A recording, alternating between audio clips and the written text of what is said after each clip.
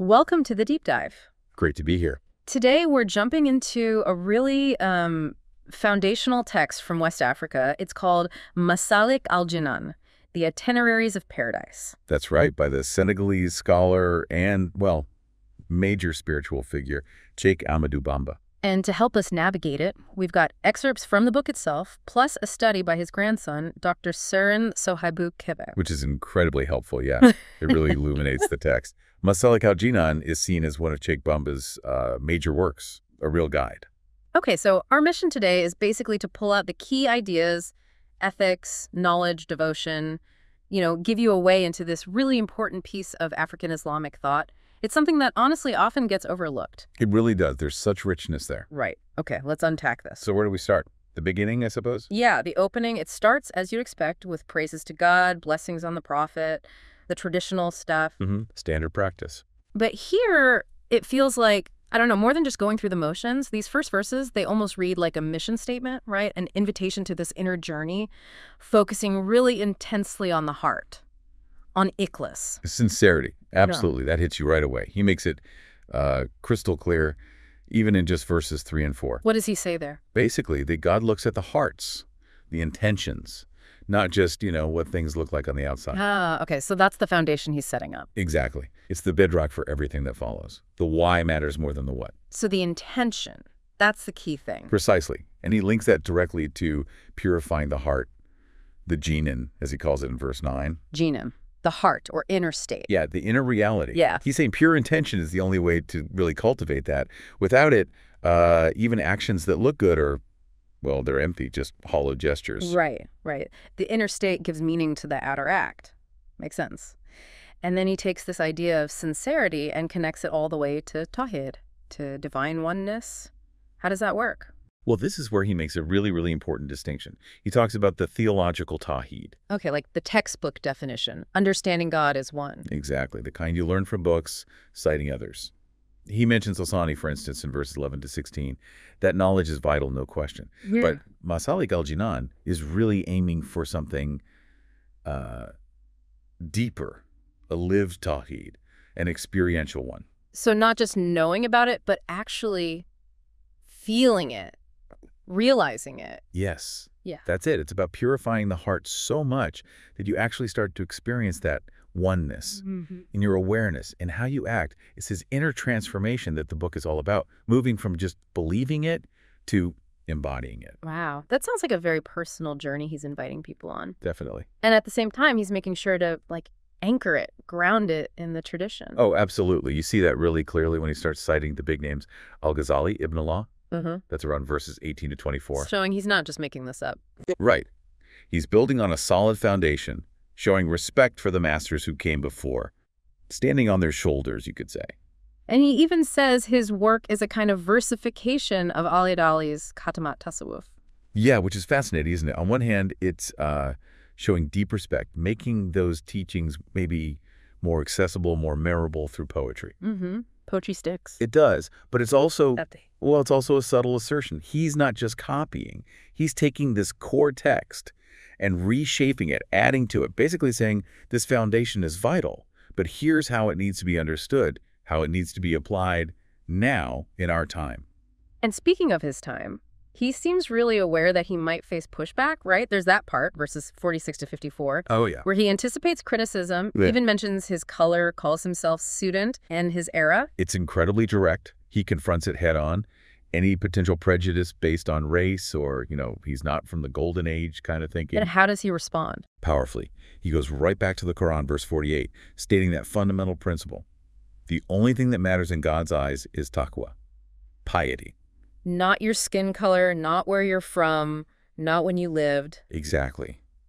None of that gives you special spiritual status. It's a really strong statement of spiritual equality. Cuts through all that potential bias. That really reframes things. And it must shape how he talks about following the predecessors, the Salaf. It absolutely does. When Bamba calls for following the Salaf, it's not a call for just blindly copying customs or respecting figures just because they're old or held positions of authority. So it's not that kind of rigid, do it because we always did it, traditionalism. Not in that surface level way, no. It's much more about returning to the essence, to the authentic message, the clear sources, the Quran, the Sunnah, especially, this is key later, if you feel like the contemporary guides around you might be unreliable. Ah, okay. So if you can't trust the current guides, then you go back to the clear foundational texts, the reliable guidance from the best of the past. that's a really interesting balance.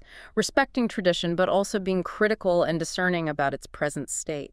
Yeah, it really sets the stage for the practical path he then outlines. Which he structures pretty clearly, you mentioned. Very clearly. An introduction, then 3 main sections, or doors. Right. The first distinguishing creator and creature, the second on vices of the soul, and the third on virtues and good conduct. Exactly. And that second door, on vices, is super practical. He covers things like pride, envy, obviously. Standard stuff. Yeah, but he puts a huge emphasis on riya, ostentation. Doing things to be seen, that hidden trap. Yes, because it directly poisons that sincerity, that ikhlas we talked about right at the start. If you do something with riya for show, then the intention's wrong. Exactly. And in his view, that strips the action of its real spiritual worth, which then connects to another crucial point he makes. The link between knowing things ilm and actually doing them amal. Knowledge and action. The classic pair. Can't have one without the other, effectively. Knowledge without action is, sterile. But action without knowledge, that can lead you way off track. That makes sense. Dangerous, even. Right. And he quotes that wisdom. The action God loves most is the most constant, even if it's small. Ah, consistency over grand gesture. Totally. It's about weaving that effort into your daily life. Small, steady steps. And speaking of daily life, his idea of tzedakah, charity, it's really broad, isn't it? Oh, it's amazing. It completely breaks it out of just, like, writing a check. It's not just money. Not at all. The examples given are things like extra prayers, helping maintain a mosque, even just a smile, helping someone carry something, saying a kind word. Wow. So basically any positive act counts. Pretty much. He's reframing charity as this continuous way of being.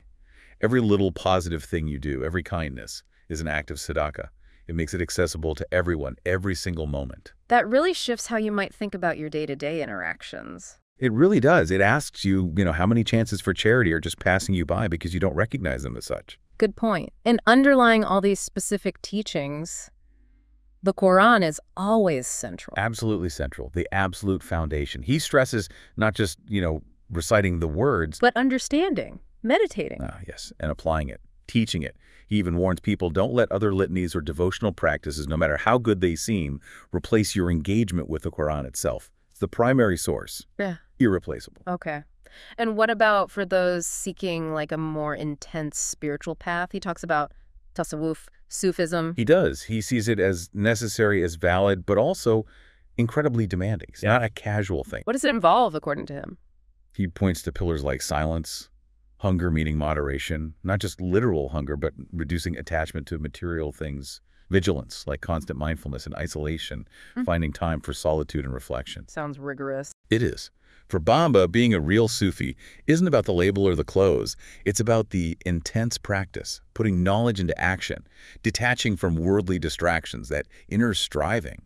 It's tough. And maybe understanding how tough it is helps explain that really sharp criticism he had, the one you mentioned earlier. About the false sheiks. Yes, exactly. He saw people claiming the station without doing the work. What was that quote again? It has become clear that the sheiks of this time are all traps imposters. Pretty blunt. Wow. Yeah, no mincing words there. It shows there was a real problem with unreliable guides in his time. A big problem. Yeah. Which leads directly to his solution. So if the guides around you are traps, what do? You go back to the source. This connects back to following the Salaf. If you can't find a genuinely trustworthy, authentic guide or reformer now, then you rely directly on what's clearly stated by the best of the predecessors. Stick to the well-understood Quran and Sunnah. Bypass the potentially misleading contemporary noise. Find your own solid ground in the foundational texts. Makes sense. And the goal of all this effort, this whole path. He calls it istiqana, rectitude, constancy, staying steady on the path, doing good consistently, avoiding extremes, not being too lazy or lax, but also not being overly rigid or, judgmental, finding that balance. It's a whole system, really, from the core intention outward. And just to situate him, Cheikh Ahmadou Bamba, give us the quick bio again. Sure. Born around 1853, passed away in 1927. Known from very young for his incredible knowledge, his piety, his ascetic lifestyle. He traveled for knowledge, places like Mauritania, left behind a huge body of work. And Masâlik al-Jinân is definitely one of the major ones. So if we were to boil down the core message of this book, what would it be?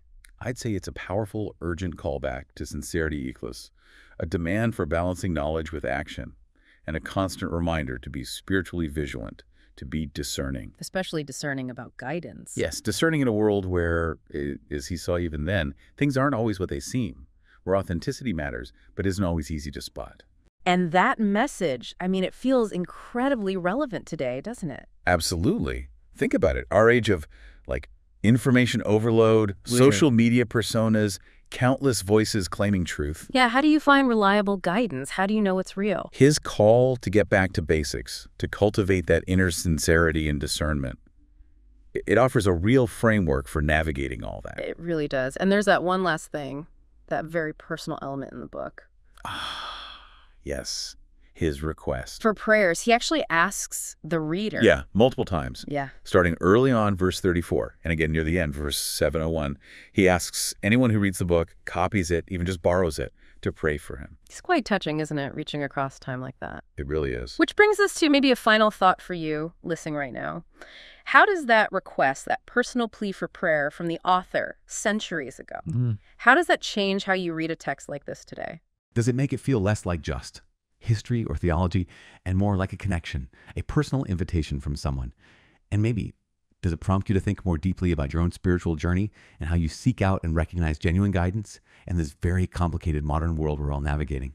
Something to think about.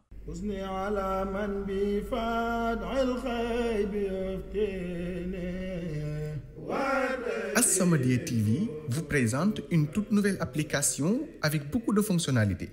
Où que vous soyez, au Sénégal comme dans la diaspora, suivez maintenant As-Samadiyya TV en direct avec sa large gamme de programmes, des émissions, des reportages et des événements. Vous pouvez aussi avoir tout notre programme dans l'application sous forme de playlist bien organisée.